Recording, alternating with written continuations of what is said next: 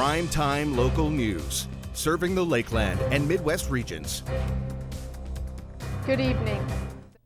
Proposed changes to airside land use at the municipal airport brought a large crowd to the last City Council meeting. The council gallery was full of airport hangar owners who came to voice their concerns about a proposed bylaw.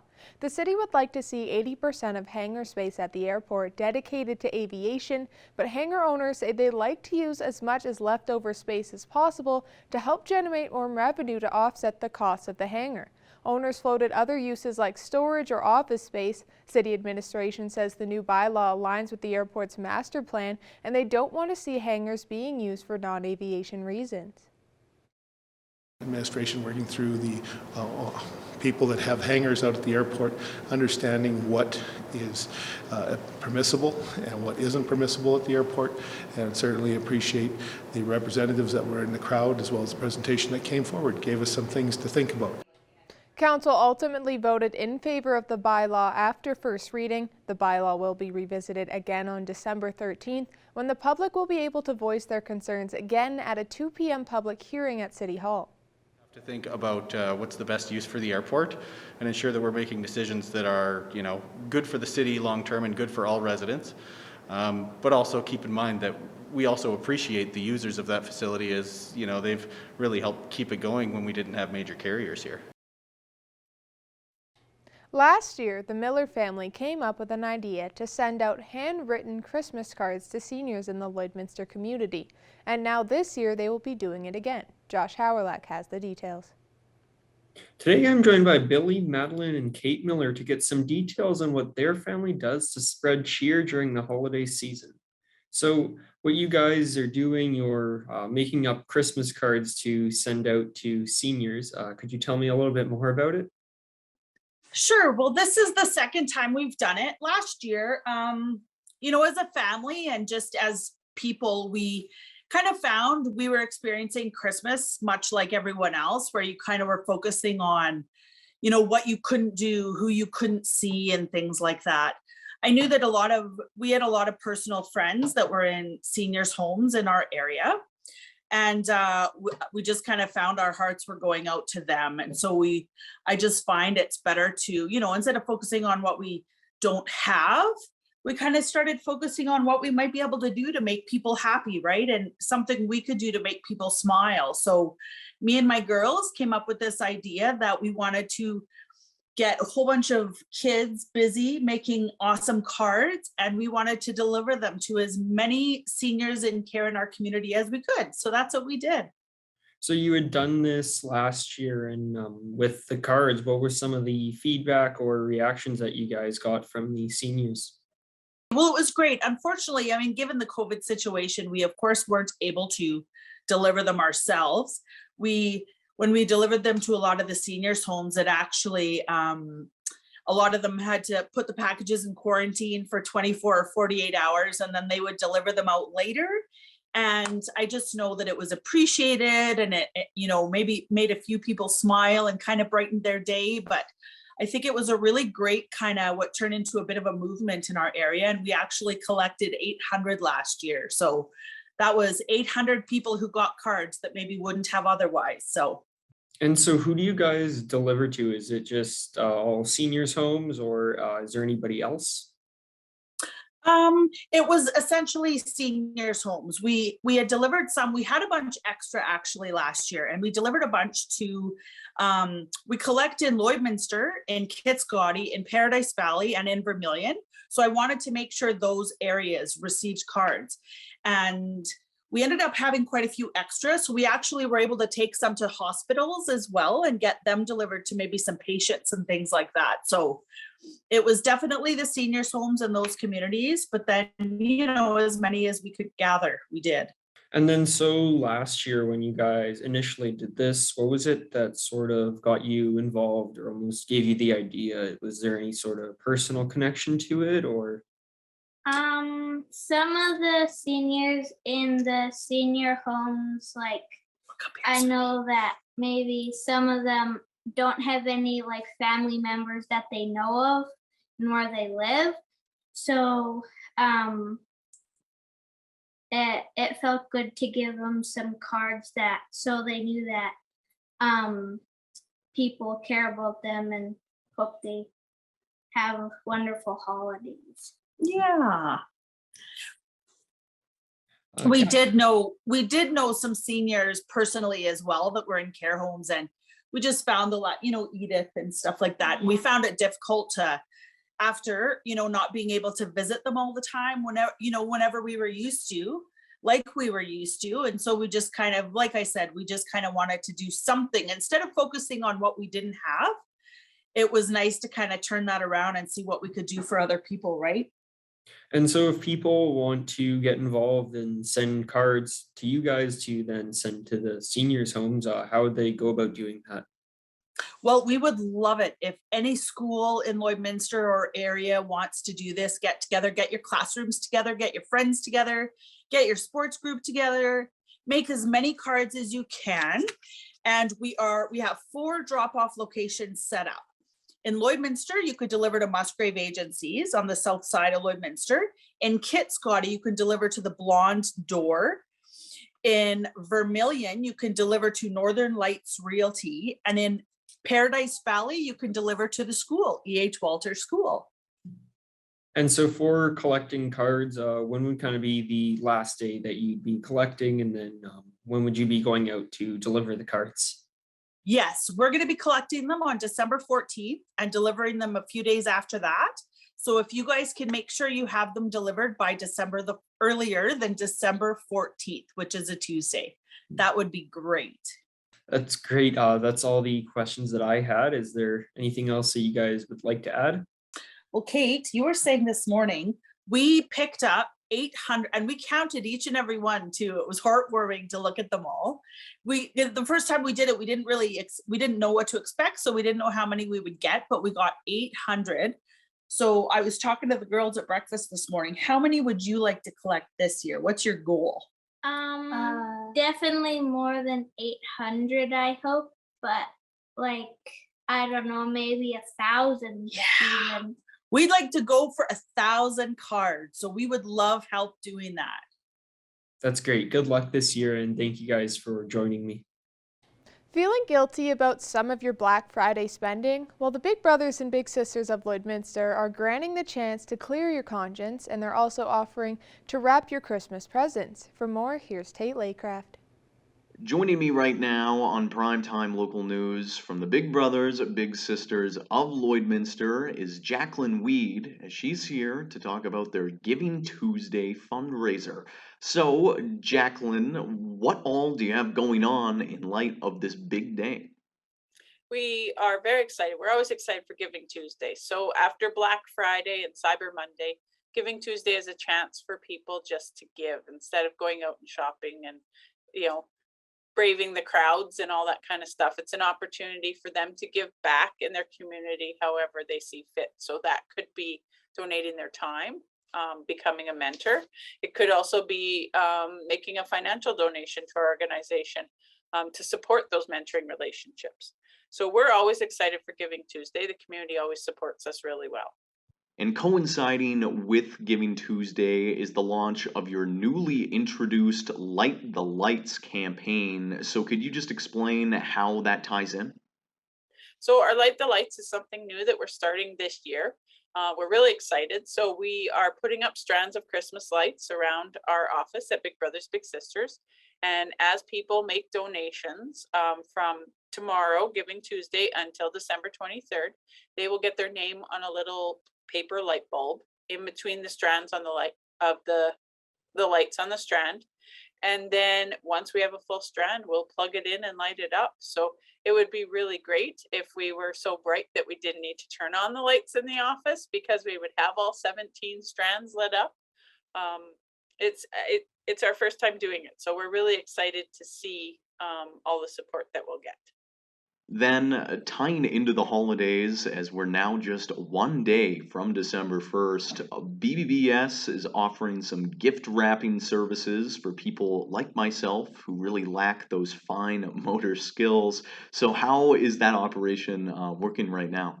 So the gift wrapping, people can bring in their Christmas gifts, and they'll have them labeled, and then we will wrap them. They'll make a donation, and once we've got them wrapped, then we'll schedule a time with them to come pick them up. So we're saving them that hassle as well, and removing a little bit of stress, hopefully, for them.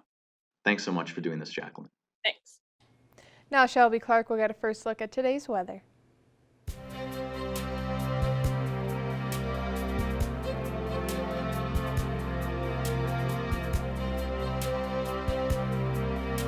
Thanks so much, Jazz. And now taking a first look at your weather forecast here for Tuesday here in the Border City. We are seeing another nice day compared to what we were seeing yesterday as well, hitting that 1 mark with a lot more sun peeking behind those clouds. It is starting to get a little cooler now as we go on through the day, but it was a lot warmer today, so hopefully people got out and enjoyed that nice weather while they can. Looking at temperatures across the region for Alberta and Saskatchewan, most on the Alberta side are seeing around that +2 mark there. It is 3 in Edmonton, Wainwright down there, and it is +5 in Lac La Biche right now, and St. Paul is seeing that -1 mark, while Provost is seeing the warmest, seeing at around 5 degrees. Switching over to our Saskatchewan side here, they are seeing some slightly cooler temperatures in some spots compared to the Alberta side, with -4 in Isle Cross as well down in Meadow Lake, -1 in Green Lake, St. Walburg, and Maidstone, while Pearson is hitting that 0 mark as well. Down in Macklin, they are seeing a lot warmer at +4 degrees, while North Battleford is seeing -2. But for North Battleford overnight tonight, they will be going down to a low of -2 throughout their night.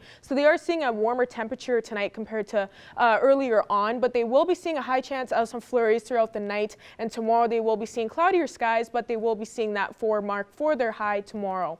Switching over to Cold Lake overnight, they'll be going down to a low of -2 as well, but they will be seeing some flurries throughout the night as well there. And tomorrow they will see another beautiful day with a mix of some sun and cloud at 5 degrees.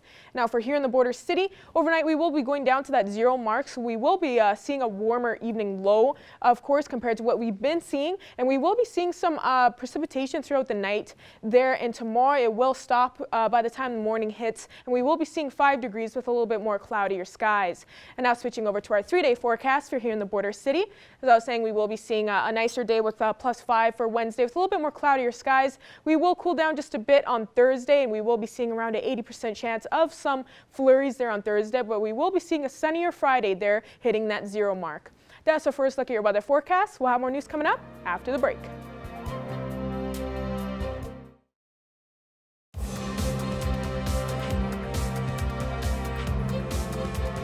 After going undefeated through the regular season and cashing their ticket to the provincial final, the Holy Rosary Raiders football season wrapped up this past weekend. Evan Kenny has the results and recaps the season. It was a battle of David versus Goliath, or rather, Goliath versus Goliath. You know, you hear all the time, or we heard all year that, you know, they're not as strong this year. They're not going to be as good. It's year. You hear a little bit of noise like that. But it's funny, you only hear that from teams that never play them. You only hear that from teams that see them or maybe see the record and see that they lost one game and thought, well, they're not going to be as strong. We knew what we were up against. After a valiant effort, the Holy Rosary Raiders dropped their first and final game of the season, 15-7. You know, the game was competitive. It was 15-7 at the end of the game. Unfortunately, we're on the losing end of that. But I'm proud of the kids for the way they competed, and you know, they started strong and they finished strong. There was no quitting those kids. Ahead of the provincial final, the Raiders had only given up 20 points. 13 of those came in the preseason. To have grade 10s who have never experienced high school football and grade 11s who had a uniform on, but that's about it for 2 games. We were pleasantly surprised that these kids developed as quickly as they did. And the future looks bright because they played a huge role in our team this year. This was the 6th straight season the Raiders have lost the provincial final to Cochrane. Evan Kenny, Primetime Local Sports. Now Shelby Clark will take a second look at your forecast.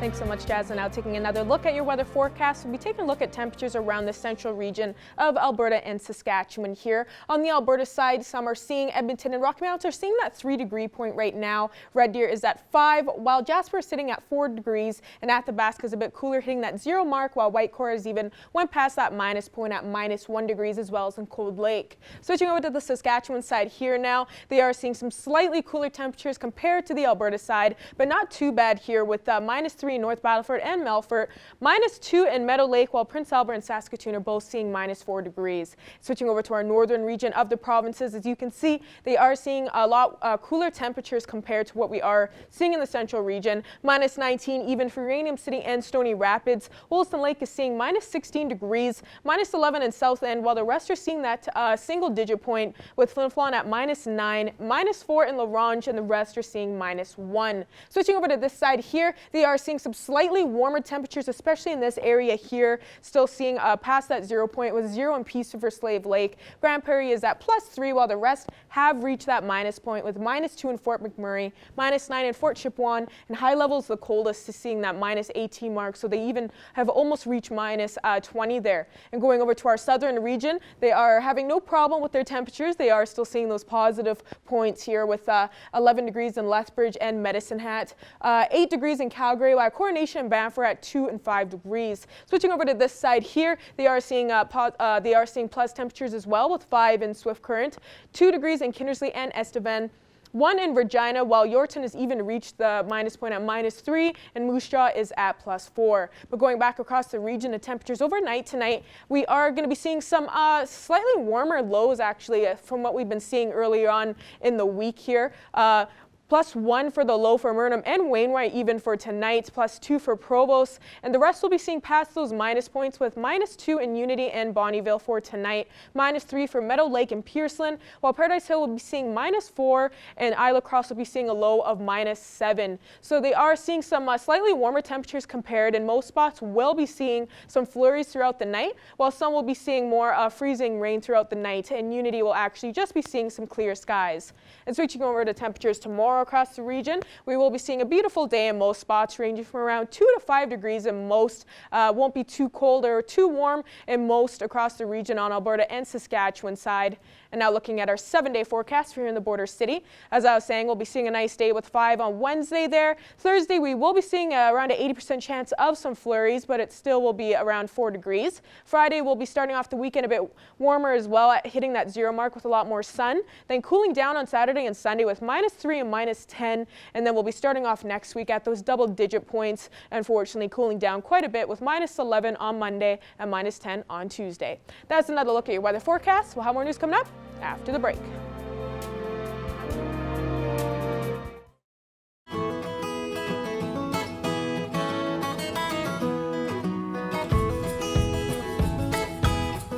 Welcome back, everybody. We're joined once again with Becca Lawrence from the Lloydminster and Community SPCA for another exciting edition of Pet Project.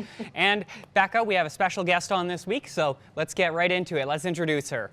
Yeah, so this pretty girl in here that's hiding out, that's Betty. You can't really see her too much. She was our kitty you may have seen on Facebook that was found on the airport road, and she had quite the injury to her back end. So it's still quite open, like it has to stay open so we can keep it clean, and it has to gradually close on its own. But yeah, she had a bit of a tough go. Like we think like the vets do think that it was a bite. Probably got really infected and just got as big as it is. And then she actually was pregnant as well too, and she was delivering, no longer alive kittens. So she really had a tough go. So we're actually fundraising some money for her right now to help pay for her medical costs, and just to kind of give her the best chance that she could possibly have right now. Mm-hmm. And obviously it's always so sad when, you have animals who come in who, maybe aren't in the best shape, but, it's a good reminder of why you guys have your medical fund, obviously, right? Yes. If this cat, if didn't get brought into the SPCA, you know, we wouldn't be having this conversation today.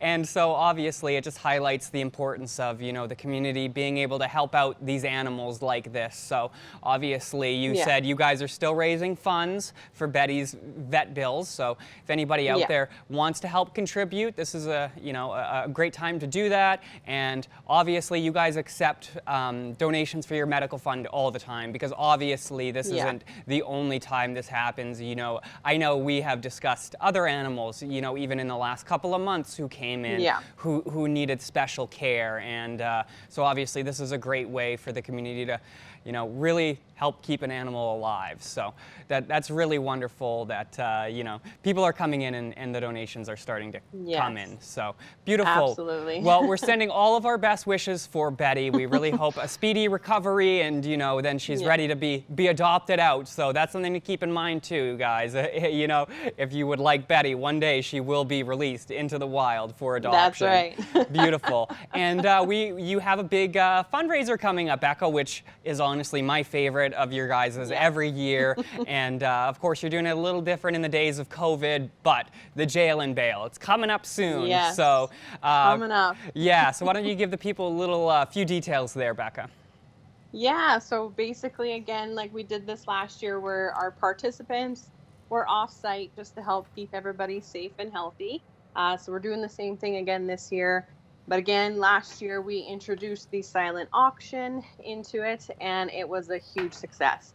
So far I've collected a good table full of things, and you know, I'm going to be going around this week here just to see if, you know, I can scrounge up some more. But again, if anybody has something that they would like to donate, I would love to chat with you and get that figured out with you.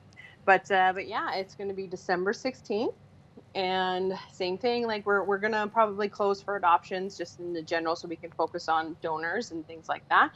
But yeah, all day December 16th, we're going to be crushing that. And hopefully my goal this year is 20,000. So I'm really, really going to aim for us to be able to get to that goal this year. And you know what, Becca, I have a feeling like you guys can do it. Like I really do have faith. This is we're gonna get it in the bag. And so obviously you mentioned that you guys are still accepting items for the silent auction, which is great. You know, if you're a local business, even, it's always a nice way to not only be able to give something that helps, you know, a nonprofit, but you do also get to, you know, perhaps showcase some of your products, right? So absolutely, and that's actually who I've been aiming towards this year, is a lot of our local talent. And yeah, again, in hopes that, you know, it spreads the word about them and gets them some more business for themselves as well. Absolutely. So if you operate a business in town, you know, and you want to help out, you want to get your name out there for doing a good deed, this is a great opportunity to do that. And for everybody else, you know, keep your eyes open on the 16th. Make sure to check out the silent auction items. Check in. We'll be adding some coverage. Of course, our Shelby Clark will be participating in the SPCA Jail and Bail. So we're all excited here for that. It's going to be a really fun day. And real quick, we'll just touch on it before we go back up. But you kind of were saying that you have some Christmas fundraisers coming up, which is really exciting to hear. And I know we don't have all the details yet, but maybe just a little teaser for the people to get excited for, you know, the coming month here. Yeah. Just again, something we're going to try and get out there. I think with PetSmart, we're going to try and do some Santa photos again. And, you know, just other little ones that, you know, just get our name out there and just get people talking about us. And yeah, again, in hopes to bring in some more money for our SPCA. There you go, everybody. So a lot of exciting events coming out of the SPCA in the coming months.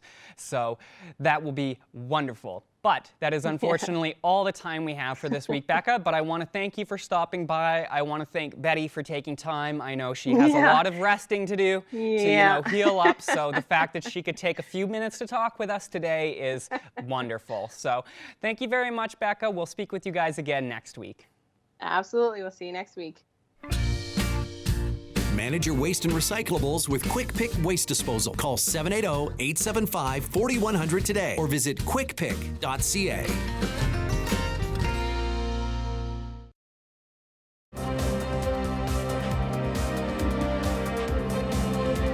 Joining us today for Primetime Local News is Jen Peterson with Kids Sport Saskatchewan. Thank you so much for giving the time to speak with us. Thank you for having me, Shelby. Of course, no problem. So we wanted to speak on the launching of your 10th annual Give the Gift of Sport campaign. Can you tell us more about this campaign for people that may be unaware? Sure. Give the Gift of Sport is Kids Sport's national annual holiday campaign. So we run it every year, mid-November until January 4th. And it's just a call out to our individual donors as well as companies who are looking to support to get kids back into the game in the new year. Why would you say that this campaign is so important for kids in Saskatchewan, especially? A lot of generosity is around this time in the holiday season. A lot of people are in that giving mood. And it really is, the gift of sport is a gift that goes beyond the holiday season. It really does make an impact in children's lives who can impact them for a lifetime. Have there been any changes made for this year's annual campaign compared to previous years? Not overly. It is an online campaign, so we direct people to that. The one exciting thing for today is that Canada Life is matching the donations up to $15,000 for Kids Sport Saskatchewan. So that's today only, and texting at 306-780-9318. How has support been and response been throughout past campaigns?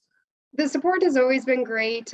This is a time we really target the individual donors who are looking for the end of season, the tax year receipt, as well as it's an opportunity for donors if they have a unique gift that they're trying to get for someone and just don't know what. We have little cards that can be sent out and they can use them as stocking stuffers, saying that they have given the kid a gift of sport this year. So it can be used as well as a tool for gifting to someone else that maybe you have a hard time to buy for.